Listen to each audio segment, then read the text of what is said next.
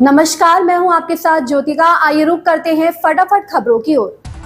शिवराज सिंह ने कहा कि पिछले दिनों हमने खरीफ कॉन्फ्रेंस की थी जिसमें कई राज्यों के कृषि मंत्री आए थे और हमने तय किया कि इस साल खरीफ की फसल के लिए हम विकसित कृषि संकल्प अभियान चलाएंगे। केंद्रीय कृषि मंत्रालय देश भर में 29 मई से विकसित कृषि संकल्प अभियान शुरू करने जा रहा है। इस अभियान के बारे में विस्तार से जानकारी देते हुए कहा कि प्रधानमंत्री नरेंद्र मोदी के नेतृत्व में विकसित भारत के निर्माण का अभियान चल रहा है और विकसित भारत के लिए विकसित कृषि, विकसित खेती और समृद्ध किसान जरूरी है। ऑपरेशन सिंदूर के बाद पाकिस्तान समर्थित आतंकवाद पर भारत का रुख स्पष्ट करने के लिए केंद्र सरकार ने 30 से अधिक भागीदार देशों में सर्वदलीय प्रतिनिधिमंडल भेजने का फैसला किया है, जिस पर राजनीति गर्मा गई है। कांग्रेस ने जन प्रतिनिधिमंडल को लेकर केंद्रीय मंत्री किरेन रिजिजू को घेरा है। वहीं पश्चिम बंगाल की मुख्यमंत्री ममता बनर्जी ने स्पष्ट कहा कि केंद्र नाम तय नहीं कर सकता। कांग्रेस ने सोमवार को केंद्रीय मंत्री किरेन रिजिजू के उस कथित दावे को सरासर झूठ बताया, जिसमें उन्होंने कहा था कि सरकार ने विदेश जाने वाले सर्वदलीय राजनयिक प्रतिनिधिमंडलों के लिए नाम नहीं मांगे।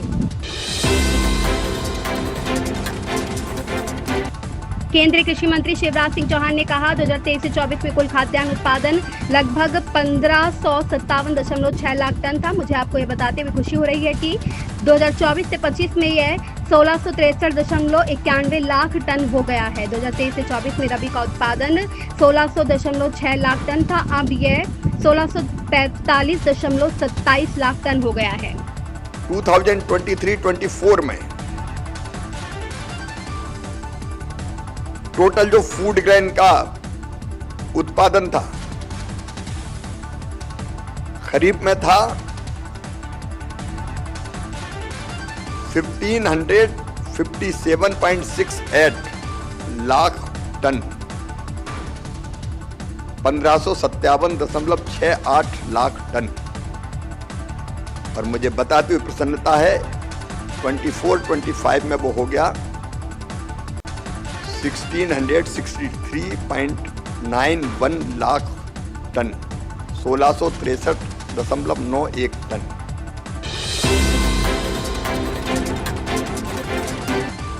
पवार ने याद करते हुए कहा कि वह भी पूर्व पीएम पीवी नरसिम्हा राव द्वारा गठित एक दल के साथ संयुक्त राष्ट्र गए थे, जिसका नेतृत्व पूर्व पीएम अटल बिहारी वाजपेयी ने किया था। एनसीपी प्रमुख शरद पवार ने अपने ही गठबंधन के नेता संजय राउत को लताड़ लगाई है। उन्होंने शिवसेना यूबीटी के नेता संजय राउत को सलाह दी कि जब भारत आतंकवाद के खिलाफ लड़ाई लड़ रहा है तो उसके बीच स्थानीय राजनीति को नहीं लाया जाना चाहिए।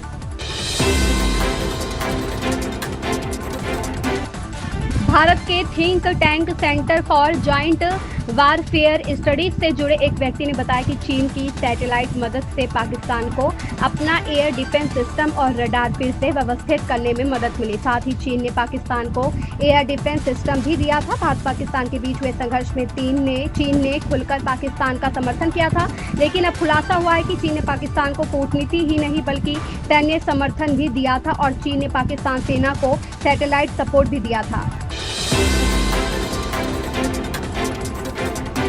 राहुल गांधी ने कहा कि हमारे हमले से पहले पाकिस्तान को इसकी जानकारी देना एक अपराध था। राहुल गांधी ने कहा कि विदेश मंत्री एस जयशंकर ने सार्वजनिक रूप से स्वीकार किया है कि भारत सरकार ने ऐसा किया। ऑपरेशन सिंदूर के बाद अब उस पर राजनीतिक बयानबाजी भी जोड़ पकड़ने लगी है। विदेश मंत्री एस जयशंकर की एक टिप्पणी पर सवाल उठाते हुए विपक्ष के नेता राहुल गांधी ने सरकार पर नए आरोप लगाए हैं।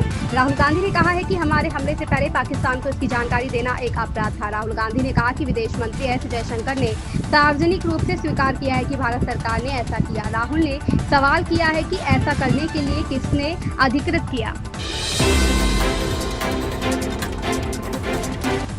तृणमूल कांग्रेस के सूत्रों ने कहा कि सर्वदलीय प्रतिनिधिमंडल में पार्टी का कोई भी सांसद या नेता शामिल नहीं होगा। उन्होंने कहा कि विदेश नीति पूरी तरह केंद्र सरकार के अधिकार क्षेत्र में है, इसलिए केवल केंद्र सरकार ही हमारी विदेश नीति तय करे और इसकी पूरी जिम्मेदारी ले। ऑपरेशन सिंदूर के बाद केंद्र सरकार पाकिस्तान को आतंकवाद के मुद्दे पर घेरने के लिए 30 से अधिक देशों में सर्वदलीय प्रतिनिधिमंडल भेज रही है। हालांकि इस प्रतिनिधिमंडल से तृणमूल कांग्रेस ने किनारा कर लिया है।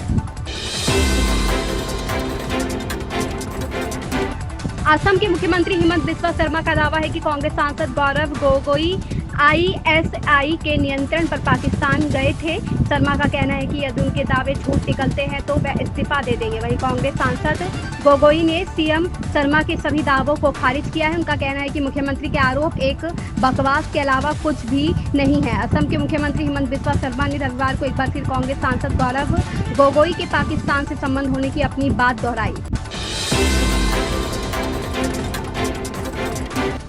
संभल जामा मस्जिद के सर्वे के खिलाफ दाखिल मुस्लिम पक्ष की याचिका इलाहाबाद हाई कोर्ट से खारिज हो गई है। 10 दिनों सुनवाई के दौरान दोनों पक्षों की दलील सुनने के बाद कोर्ट ने फैसला सुरक्षित कर लिया था। सोमवार को आदेश जारी किया गया है। शाही जामा मस्जिद संभल से जुड़े विवाद में इलाहाबाद हाई कोर्ट ने सोमवार को मस्जिद प्रबंधन समिति की सिविल पुनरीक्षण याचिका खारिज कर दी। इस फैसले के साथ ही अब यह स्पष्ट हो गया है कि संभल की जिला अदालत में चल रही सर्वे संबंधी कार्रवाई जारी रहेगी। मुख्यमंत्री आवास पर क्रिकेटर मोहम्मद शमी ने सोमवार को मुख्यमंत्री योगी आदित्यनाथ से भेंट की। इसे एक शिष्टाचार भेंट बताया जा रहा है। भारतीय क्रिकेट टीम के स्टार क्रिकेटर मोहम्मद शमी ने सोमवार को मुख्यमंत्री योगी आदित्यनाथ से शिष्टाचार भेंट किया। मुलाकात लखनऊ स्थित मुख्यमंत्री आवास पर हुई। इसकी जानकारी मुख्यमंत्री योगी आदित्यनाथ ने एक्स अकाउंट से दी गई। शमी उत्तर प्रदेश के अमरोहा जिले के रहने वाले हैं और प्रथम श्रेणी क्रिकेट में उन्होंने बंगाल का प्रतिनिधित्व किया है। ये IPL में सनराइजर्स हैदराबाद का प्रतिनिधित्व करते हैं। इन खबरों में बस इतना ही। बने रहिए हमारे साथ।